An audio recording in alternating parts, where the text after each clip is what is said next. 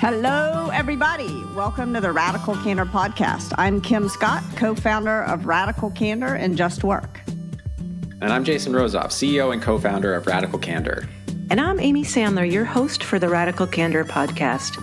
Radical Candor began as a company with a mission to rid the world of bad bosses. So in today's episode, we're going to talk about how to avoid working for a bad boss. As we talked about in our last episode on the Great Resignation, millions of people are resigning in record numbers, many because they're working for a bad boss. In this environment, companies are as desperate to hire as you are to get a job. At the same time, we recognize both from the data and folks we know that many people are still unemployed or underemployed and looking for work. So if you're one of the lucky people who actually have multiple offers, or you're in a position where you can afford to wait for the right opportunity, you don't have to pay the asshole tax. Kim's been... Yay! That was Kim Scott. Kim's been getting a lot... Kim, I'm going to say it, you don't have to pay the asshole tax. Yay!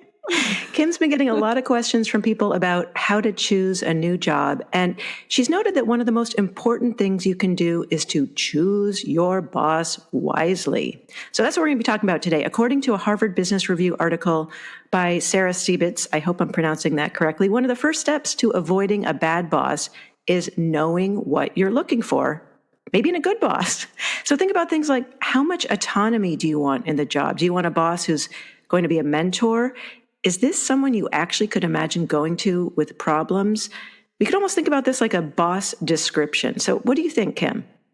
One of the things that I would like to say for all of the people out there who are having, who don't have multiple offers, who really need that job right away, I just want to hold that space for a moment and say one of the things that I really hope is that eventually we will have a kind of universal income that will make the world such that nobody has to pay the asshole tax. I think that would really be the biggest shift in power that we could have. Here. But anyway, so if you are looking at a new job and you know who your boss will be in that new job, I would say I love the idea of a boss description. And the first thing I would say is the first thing on that description should just be trust your gut. Your instincts are telling you is so much more important than any list of criteria that I could give you or that anyone else could give you. So what I say to people when they're hiring and also when they're taking a job, if you're not dying to work for this person, don't take the job. If you're not sure what you think of this person, you can start by making kind of a list of pros and cons. What do you like about the person? And be really try to pull the flags on the field out into your consciousness. Often these lurk in our subconsciousness. And keep wrestling with that list of pros and cons until you come to what is called the determinative factor. There's one thing that matters more than anything else. And what is that for you? I can tell you what it is for me, but it may be something different for you. But for me, it's usually been, can this person help me take a step in the direction of my dreams, or are they just going to trip me up? Kim, I'm really curious, you talk about where you are in a career. Are you on a steep growth trajectory or not? And I'm wondering, do you think that, can this person help me take a step in the direction of my dreams, or will they trip me up? Is that something you feel like you've had throughout your career, or has that changed depending on where you are personally? What I want certainly has changed, and my dreams have sort of changed over time. Although I've always kind of wanted the same thing. I've always wanted to build my career as a writer without being a starving writer. And so, at different points in my career, what that step was different, but the dream was pretty consistent. But I think that's unusual. A wise person once told me that only about 3% of us really know what they want to do when they grow up, and they confuse the hell out of the rest of us. So if you don't have one dream, maybe you have 3 or 4 different dreams. But is this person gonna help you move towards what you want in life, or are they gonna get in your way? And to me, that was important. But for different people, the determinative factor is very different. Everybody has I'm really curious, Jason, where does that land for you? Do you feel like you can point to one determinative factor if you were going to go out there and get a new boss? I think there's two things that are closely related in my mind. So it might not be a single determinative factor, or maybe they are one thing, but the first thing is that the person is genuinely interested in me and my perspective. I feel like I can tell when someone is trying to solve their problem and sees me as a solution versus like actually sees me as a human being and is interested in what I think and what I might do. And the second one is like a demonstrated willingness to like leave me the hell alone. I feel like I've definitely walked. So you walk into interviews that just say, leave me the hell alone, and see how that lands. Well, I'm saying it in a cheeky way, but really what it boils down to is like, I am happiest when I can, we joke, we call my sort of like theoretical title at Radical Candor is Chief Tinkerer. And I feel like I do my best work when I can kind of try things without someone sort of helicoptering in and saying, oh, actually, maybe do this or do that. I'm really good about asking for help. Like, I don't have a problem reaching out and saying like, hey, I'm stuck or I'm not sure what to do here. Do you have any ideas? But I can tell the difference between a boss in an interview. I've been able to tell the difference many times between a boss who's like actually interested in what I think and what I might do and is willing to give me some space to actually try those things versus someone who has a very clear picture of what they want and they're trying to see if I fit their mold. I know that I'm not going to excel in those environments. Like, I don't do well under a microscope. That's not my happy place. I do much better when I have a high degree of autonomy. I think in order for that to work in the long term, that's why that sort of trust in my ideas and thinking needs to be there, right? Because you can give someone autonomy for a very short period of time and not really care about their ideas, but that's going to wear off real quick if you actually just want them to do what you want them to do. And it's really interesting when I hear both for you, Jason and Kim, the boss description in many ways is really around self-awareness, knowing where you are, knowing what you want, knowing what your tendencies are. Jason, we've joked about, the idea of being a micromanager or an absentee manager, and you really do not want a micromanager. Obviously, we want a thought partner, but knowing yourself well enough to know what helps you thrive. So beyond this kind of self-awareness boss description, Kim, what else are we looking for? I want to ask you a question, Amy, because I'm curious. If you had to, when I talk about the determinative factor, what I'm really talking about is taking the time, respecting your gut enough to inquire into what it is, the signals it's sending you. Like, what would be your determinative factor for a boss? It's a great question. And I think it really goes for me for that definition that we ask folks in our workshops a lot. What does care personally look like for you? And for me, when I think about, when I give the specific example of some of the things that Jason does, and there's this idea of they have the time, and I think it goes to what Jason is saying about the interest. Now, for me, the way the interest shows up is actually different than Jason.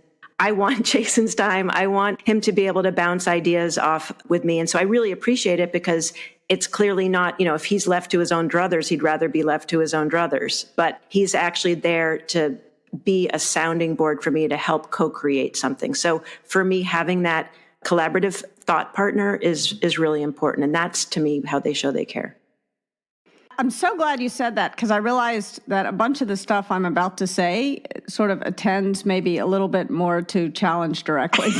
I'm just here to bring some care personally into this conversation. Thanks for the love, Amy. We needed a little dose of love. When I was writing the book, actually, my editor, Tim Bartlett, would write in the margins often, hello, care personally. So keep me honest on that. I really do care. I don't know why. I guess I want to be challenged. I assume everybody loves me, so I just want to be challenged. What would it be like to go through the world? Everybody loves me. It's like one of my favorite stories about battle. My son, he was chasing chickens in a yard, and he caught one. And he was holding it tight. He was hugging this chicken, and the chicken was terrified. It was pooping all over him. And he looks at me very proudly and he says, "This chicken loves me." So the apple doesn't fall far from the tree. Or the poop from the chicken, but please go on. Anyway, so I think that the core thing that all three of us are saying is that you want a boss who's going to be respectful of you in particular and of everyone on the team. Because even if this boss respects you, if they're disrespectful of other people on the team, that is going to leave you in an uncomfortable situation. So you want a boss who is respectful. And Kim, can I just add to that? Because one of the things I think that you might find really interesting as some data is when we talk about what makes praise difficult, we've had folks say, I don't want praise because my peers are getting pissed off that I'm always the one that's being praised. And so that idea of equity and inclusion across the board, I think is really important to bring in. Yeah. And sometimes bosses do use praise as, why can't the rest of you all be like Amy? And that puts Amy in an awkward situation, right? I'm going to add that it's sort of interesting in a distributed world, it's like harder to see incidental interactions. But I remember when I used to do interviews in person, we would make sure that everyone flip the situations, like evaluating candidates. We would have everyone who interacted with the candidate write an evaluation, including the person who greeted them at the door, because we were looking for those moments of like, does the facade slip when you think you're not talking to someone who is important? And it was really interesting. We did not hire people. There were several people who did really well in their technical interviews, and we rejected them because they were rude to our office manager. And I think part of what you're saying, Kim, is like we're looking for those moments, right? We're trying to see into those other interactions. So I like this idea of looking beyond sort of ourselves and inquiring about how this person interacts with others. Yeah. I mean, I think the giant red flag is when there's someone who views their job as a manager as sort of a value judgment, and they feel a sense of superiority over the people who work for them. That's not going to result in respect, and it's going to result in a miserable situation. So there's a few questions, maybe like the question, how can we suss that out? So what are some questions we can ask? One is like, what is your management philosophy? Jason, if I were to ask you, if I'm going to come to work for you and I asked you, what's your management philosophy? What would you say, and what would be some red flags? I would say that my management philosophy revolves around two things. As the CEO of Radical Candor, I see it as my job to sort of de-risk the success of our organization. And what I mean by that specifically is like, my job is sort of like try to see the future, see around corners, and to try to build a team and an organization that can help us get to where we're trying to go. And as a result, my management philosophy is really all about growth, right? Like I'm trying to think about how do we as an organization grow into that potential that we see for the future of Radical Candor. That influences everything that I do, both as a sort of an operator as well as a manager. And so in a supportive way, I'm going to push people to help us grow toward that future. And that, in my mind, is directly linked to that person's individual growth. I think I am the best manager to people who are excited about learning and growing and changing. I'm probably not the best manager for people who are like very happy where they are. Like, not because I can't manage people like that, but I'm probably, my sort of mind and skills are attuned better to people who are sort of excited about growing and learning. And I definitely saw that in my past. Jason, if somebody came to you and you said that as your philosophy about growth, do you feel like it's your responsibility as the hiring manager to say, so if you're not interested in growth, it's not a good fit? Like, how much is the responsibility on the hiring manager to suss that out just as much as the other person is sussing it out? I was going to say, like, it's not that I can't work with somebody who doesn't want to grow. Although I was going to say that it's very rare that I have very rarely met someone who's a person who's actually disinterested in growing. I also feel like there's a Radical Candor as an organization. We have this sort of value on growth mindset. So I feel like there is and it's not just about me and my management style. It's something that we broadly as an organization value. And so I would struggle to manage someone effectively who had a very fixed mindset. That would be very challenging. So I do think that there's a potential fit problem there. That said, I think there's lots of ways to grow. And so like if someone came in and said, I'm not looking for a promotion at Radical Candor, but what I am looking for is to become a better writer, for example. I would say, okay, well, that's really interesting. There's lots of opportunities at Radical Candor to write things. There's probably a way that we can work that into your responsibilities and make sure that you're getting the opportunity to learn more and grow. I love that answer, Jason. I also want to say, like, in my experience of you anyway, is that you're not hell-bent on growing too fast. I mean, one of the things that you and I talked about early is that we didn't want to raise venture capital because we wanted to grow at the right pace. We didn't want to grow too fast. Yeah, I guess in Silicon Valley that can have there can be, there's like an association with the word growth that is like hyper growth. Yeah. Cancerous growth, and we want to grow healthily, not cancerously. Yes, that's a great point, Kim. Thank you. For folks listening, when you ask whoever your new boss is what their management philosophy is, I also want you to cut this person some slack, because Jason and I and Amy and I think all the time about what bosses do, what are the actual roles. Like in Radical Candor, I say bosses get feedback from and give feedback to teams in order to achieve results. It took me months of thinking to come up with it. It sounds so simple, but it's actually, really hard. You don't want to be super judgmental of this person, but you want them to have some idea of what their responsibilities as a boss are. You want them to be the kind of manager who wants to do the things that managers do. They don't want to be the boss. So I think that's kind of what you're looking for. I'd also suggest that you dig into the details. If somebody says something that sounds buzzwordy or you're just not sure what they mean, ask them for a specific example. Ask them to tell a story. So if someone says to you, my job is to create a psychologically safe environment, that's awesome. But ask them what they're actually doing to create that psychologically. Maybe they think that's their job, but they have no idea how to do it. So you want to, in the same way that this prospective boss has dug into the details with you, you want to feel free to dig into the details with them. Probably after you get the offer,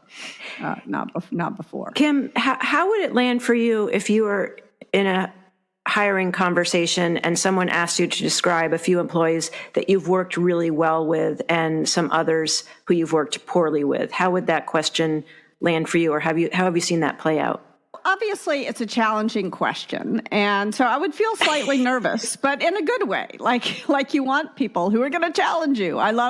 So I would say that I work really well with people who will tell me when I'm making a mistake and who are willing to take a risk. Although, as the boss, it's my job to create an environment where you're not taking a huge risk to tell me what you think, but who are willing, sometimes, like all of us, especially if I'm hungry or tired or whatever, I'm not a good listener. So people who are willing to take an extra step to sort of bust through my whatever it is that I'm focused on and say, look, stop, Kim, this doesn't make any sense.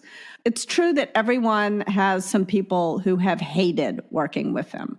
And so I think the people who have hated working with me are the people who want a super organized and unchaotic boss. I think that I really have bothered those people tremendously.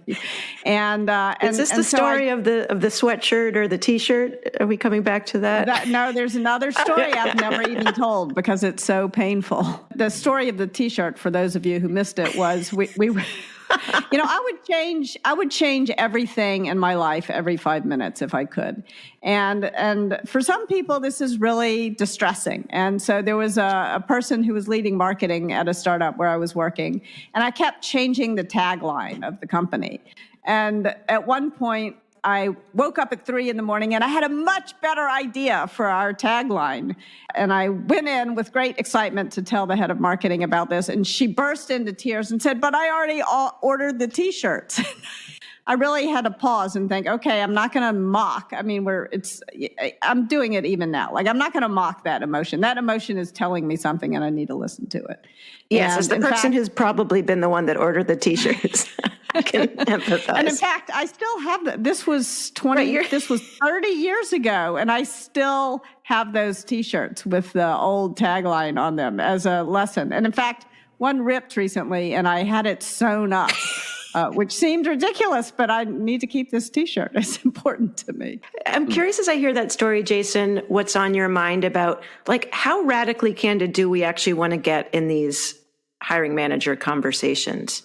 I know it feels very much like a dance when we're having these conversations, but to some extent, if you're like most people, you're probably going to wind up staying in this job for at least a year. very few people are going to quit in the first year. It takes, I think, a lot of courage and self-confidence to realize you've made a mistake and quit in less than a year. And plus, there's sort of like stigma. But I recommend doing that. I think quitting fast is really, if you quit in the first month, then people think it's the company's fault, not your fault. Just some unsolicited advice for those of you out there who just took a job and hate it. Quit!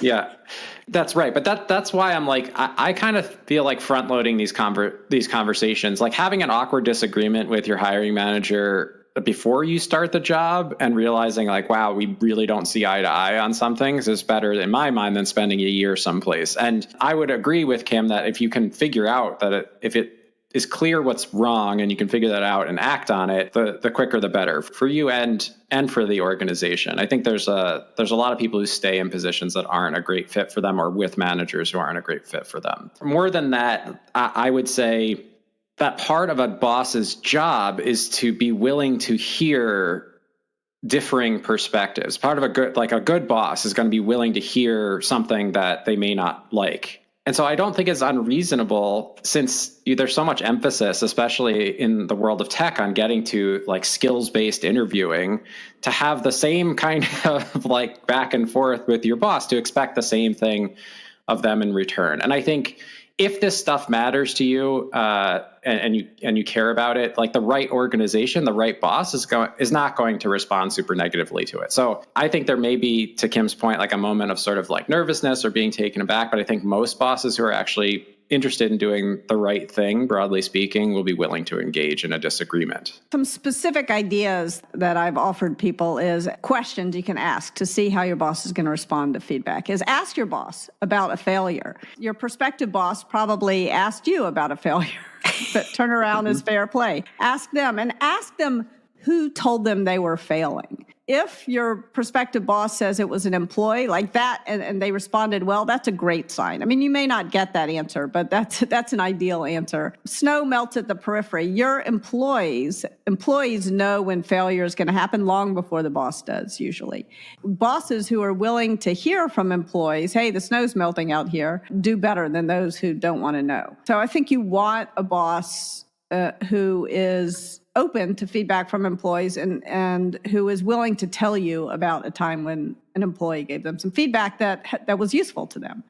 And if they've never had that experience, that means they're not listening to the feedback from their employees, I would argue. I think it's a great example. And what's on my mind is a question we often get, especially from folks who are individual contributors or maybe a little lower down in the hierarchy, which is, how do I give my boss feedback? And so I'm curious, in that interview itself, Jason, what's your perspective on giving this prospective boss some feedback about something you observed in the interview? We solicited feedback. We just hired somebody new to the team. We're so excited to have her aboard. She started yesterday. Tanya, welcome. Your first podcast. Yay. We solicited feedback about the interview process. A lot of organizations don't do that, but my experience is that I've received a fair amount of unsolicited feedback about interview processes from potential candidates. And so I don't think it's unusual, right? And so if I was going to do it, I might say, hey, I wanted to share something that I've observed as part of this process. Would it be like, could I share that with you just to like see what it'd be like to give you some feedback, right? Set it up as an experiment. We're actually going to try to do this. And I don't think you're giving too much away by doing that, because it's really hard for people to hide their real emotional reactions to those things, especially if you could see and hear them clearly through some sort of video medium or something like that. But like, that's the way that I would approach it. I would treat it as like, let's just have an experiment. I'll share an observation that I had from my interview experience, and I'd love to get your reaction to it. Yeah, I think that's great advice. I mean, people call me and say, I'm thinking of taking a job with this person. What should I do? I say, get into an argument with this person about something. Have a disagreement and see how it goes. Could be that you're very happy with your compensation package, but you're not happy with your medical benefits or something.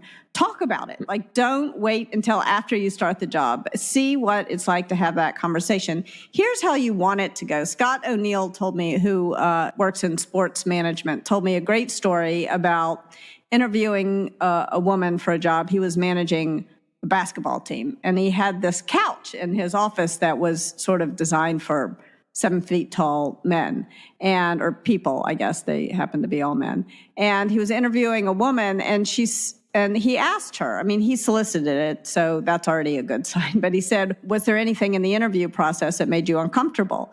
And she was sitting on this couch, and if she had sat back, it would have been like Thumbelina, her legs straight. I'm 5 feet tall, so this happens to me all the time. There are very few couches I can actually sit on. She said, do you notice anything about how I'm sitting? And he didn't.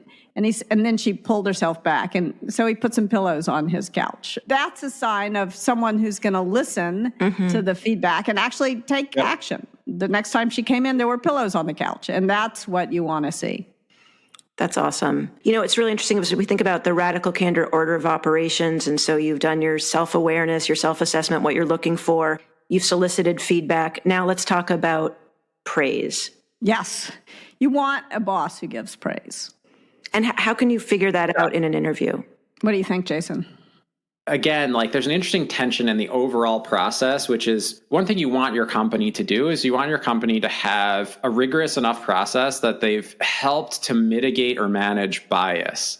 And one of the things that you do in order to do that is you try to encourage people not to come to conclusions about someone simply because you're getting along with them in the interview, right? You actually want to think about what they said, how they plan to react to certain things. And so I'm putting myself in the position of the boss for the moment and saying, I would feel a tension in the moment of the interview if someone was like, what's something that went really well in the interview? Or what do you think I'm a great fit for this role?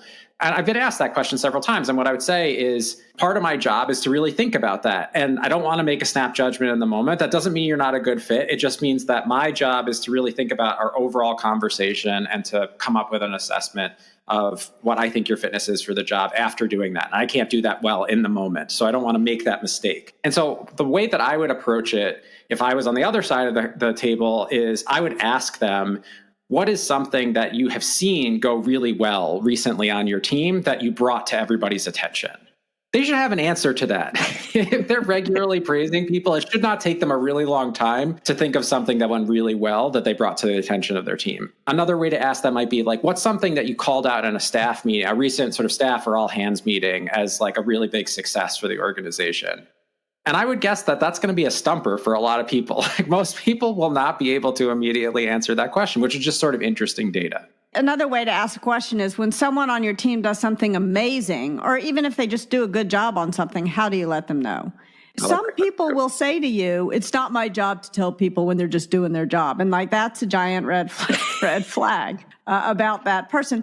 And it doesn't mean that person is a horrible individual. I think that a lot of people are uncomfortable giving praise, in part, Amy, for the reason you mentioned, that sometimes you're accidentally throwing someone under the bus and making their peers envious of them. And you don't want that kind of praise. But you also, often it feels patronizing. I think if the person says, it feels kind of patronizing, that doesn't mean they're going to be a terrible boss. I mean, that's just true.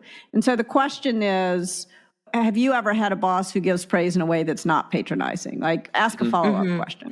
It doesn't mean, don't just reject them out of hand because they don't know. Because they might not have taken a Radical Candor workshop yet. Yeah.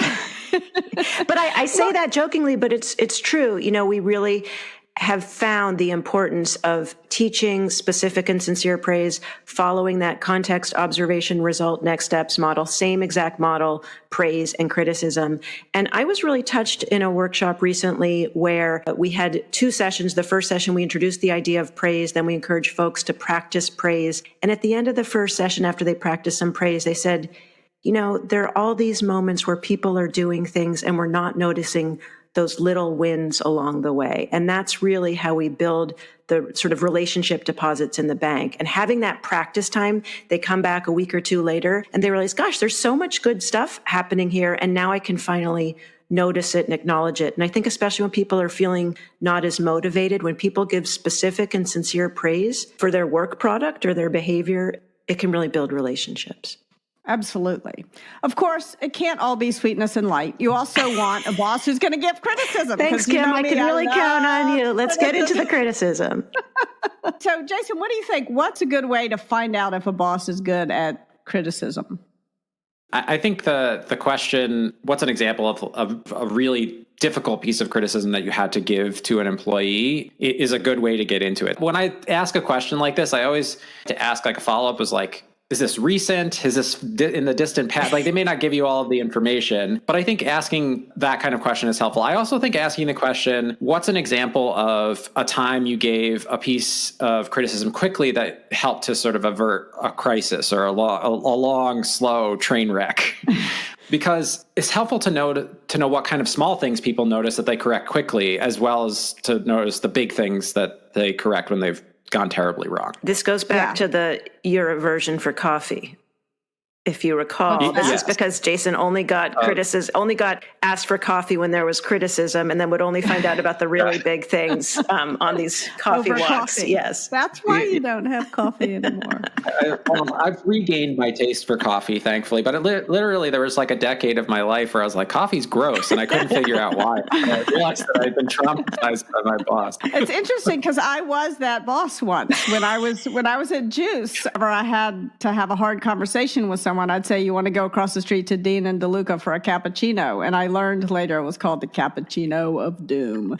So anyway, look for those. You must have both read the same management book. Where you take them for a cup of coffee and then tell them how terribly they're doing. That was the school of hard knocks. As you're talking, Jason and Amy, also, it made me think, you can combine two questions. Like, what's a time that you failed to give someone feedback and it had a bad result? Like, if you can elicit that Bob story, my favorite story in Radical Candor is the story of poor Bob, who I failed to give feedback to. And if that manager, if your prospective boss shows a lot of self-awareness that they learned from that experience and that's the thing that motivates them to give criticism in a way that is kind, that shows they care personally as well as clear, then you've got potentially a good boss. Yep. Now, Kim, we talk about now that we're brushing and flossing apparently in this interview because we're practicing good radical candor hygiene. We talk a lot about gauging, and so this idea of adjusting based on how the person is responding. So you said that you actually want to have some sort of disagreement with the person in the room. So how would you gauge, either based on asking them a question or actually observing how they're responding to you? How would you practice gauging in that moment? I'm often unintentionally rude to people. So if I made that mistake, it would be interesting to me to see. I'm not advocating. I just want to make this totally clear. Do not go in and be intentionally rude. This is not a good idea because you want to show that you care personally. We are not recommending rudeness, just to be clear. No, we are not. We are not. But if you find that you've said something that accidentally pissed that person off, how do they respond when they're angry?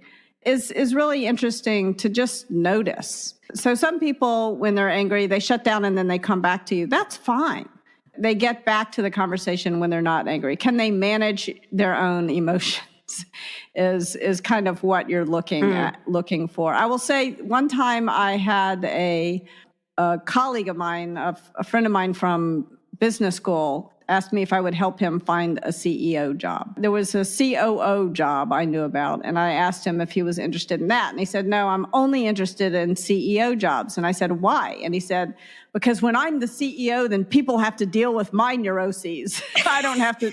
And I refused to help him find, you want people who are managing their own we all have them. You want people who take accountability and responsibility for their own emotions, which are, it's okay if a person gets mad. The question is, how do they respond when they get mad? Other than having a disagreement with a person, you could also ask the prospective boss, have you ever given anyone some feedback and then they started yelling at you? What did you do?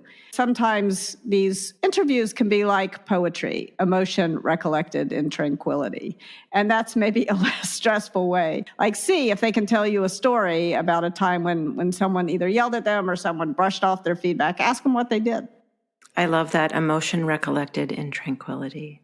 Did I get that right? Poetry and an interview. Poetry. It's all so calm. It's so calm. We're heading into the end of the year. We're so calm. We're so relaxed.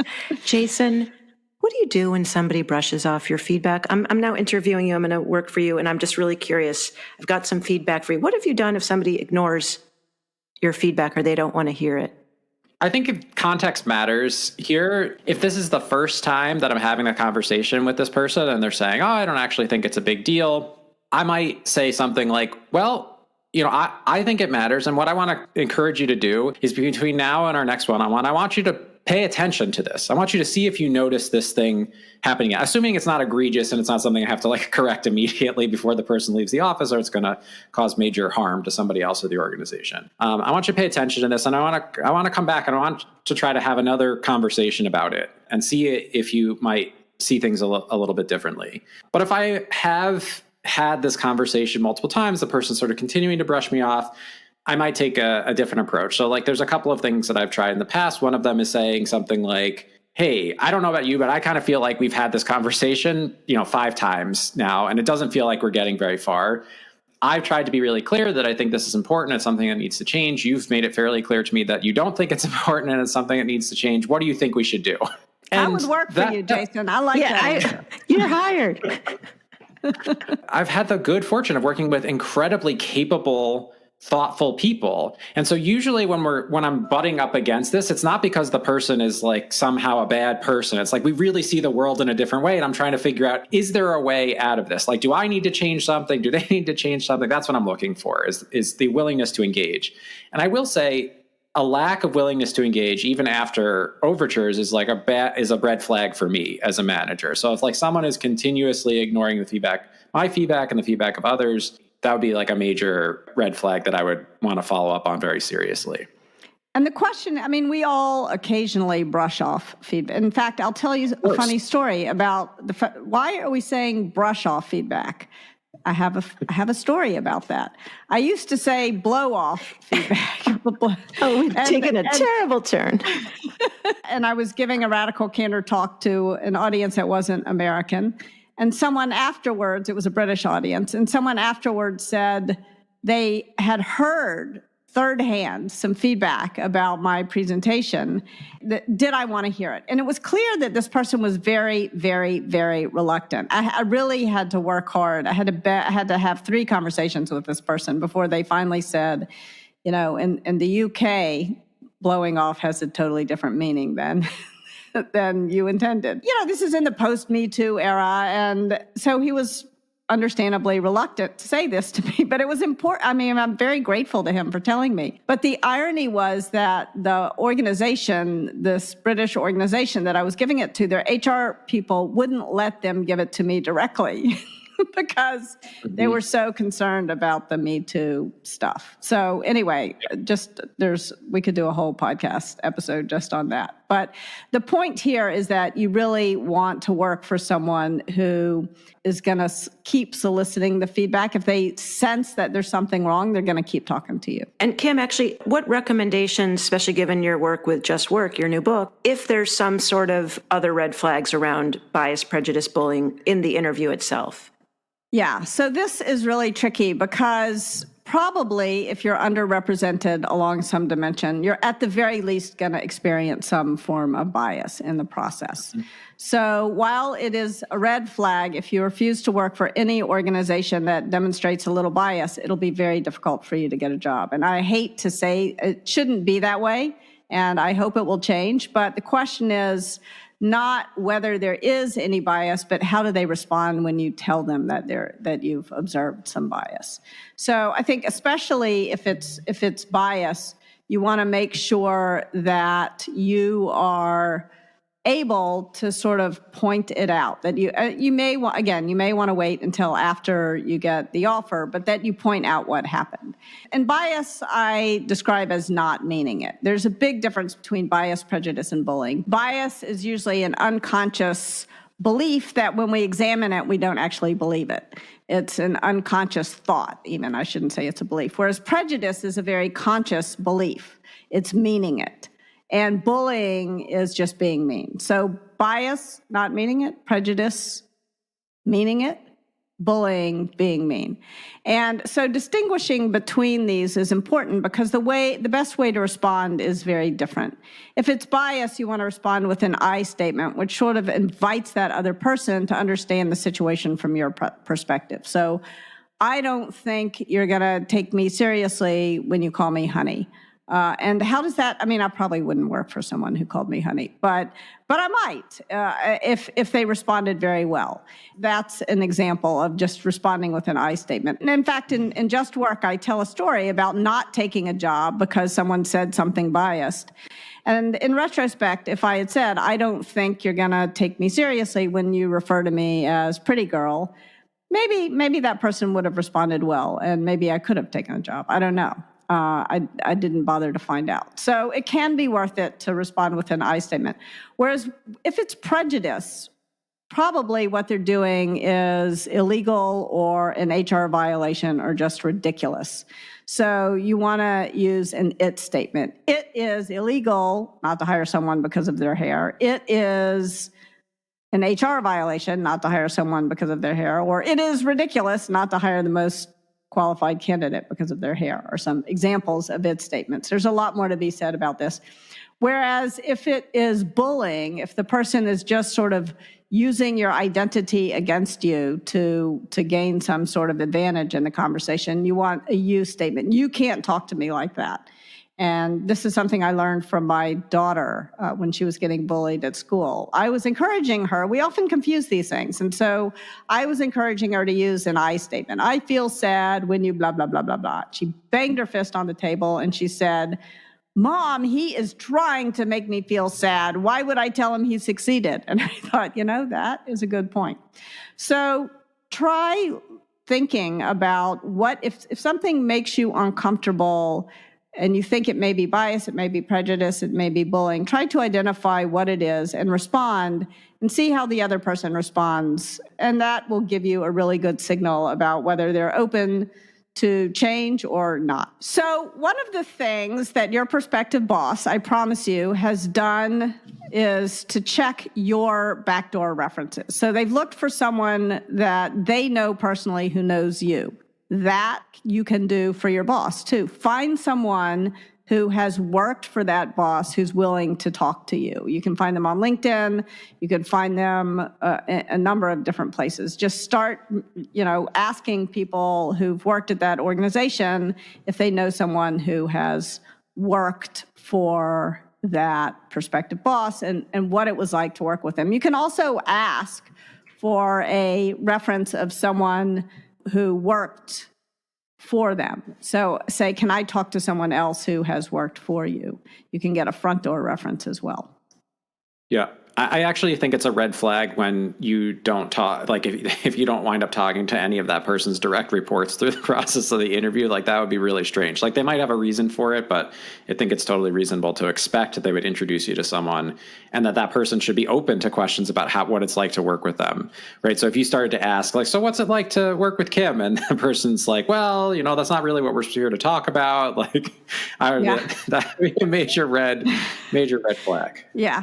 And ideally, you also might talk to someone who used to work for them but doesn't anymore, because you're more likely to get an honest answer. Yep. Excellent. All right. Well, to wrap things up, and as we close out the end of 2021, grateful for your time, for your care, for your challenging. Now it's time for a Radical Candor checklist, tips you can use to start putting Radical Candor into practice. So first, think about what matters to you in a boss and pay attention. How does the hiring manager treat you throughout the interview process? Trust your gut. Is this person really going to be someone you can imagine being a thought partner with? Tip number 2, ask the manager, the prospective manager, specific questions about how they intend to manage you. Hopefully you get really thoughtful answers, but what you're looking for is the person to really engage. Because as Kim said, not everybody thinks about these questions all day, every day. But again, the expectation should be there that they're willing to engage you on those topics and they demonstrate thoughtfulness. And tip number 3, research your prospective manager online and find someone who has worked for them and ask them for their honest perspective about what it's like to work for this person. In an ideal world, you'll find someone who who used to work for that prospective boss, or a friend of a friend of a friend or a friend of a friend. But plug your network and find someone who is going to shoot straight with you, and try to get a couple of different perspectives, because for some people, I'm a great boss. For other people, I am a disaster boss. So you want to make sure that this person is right for you. I feel like we need to say something about that. It's true. There are people who have worked for me who hated working for me. But not us. But we are not talking to be clear, these people are not on this podcast.